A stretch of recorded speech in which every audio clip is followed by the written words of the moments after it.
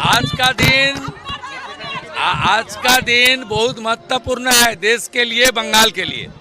इसलिए प्रधानमंत्री का इच्छा था नया सरकार रविंद्र जयंती का दिन अपना कार्यकाल शुरू करे।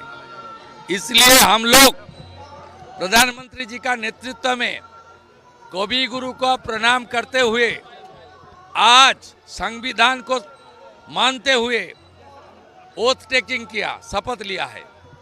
और उसका बाद मेरा सरकारी कार्यक्रम ये जोड़ा साको से हुआ है। বাংলায় নতুন জাগরণের আজ সূচনা। নতুন সরকার দায়িত্ব নিল,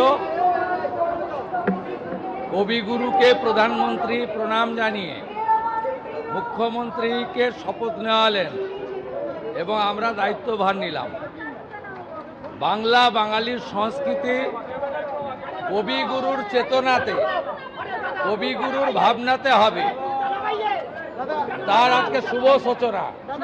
একটাই মন্ত্র স্বামীজির, চোরইবতী চোরইবতী।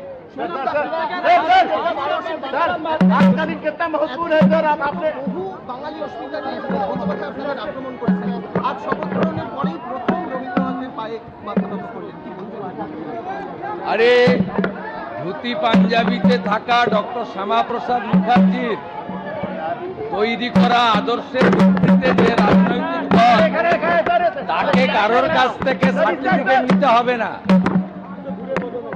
আমি একটি বিতর্কিত কথা বলবো না, আমি মুখ্যমন্ত্রী, আমি এখন সকলের।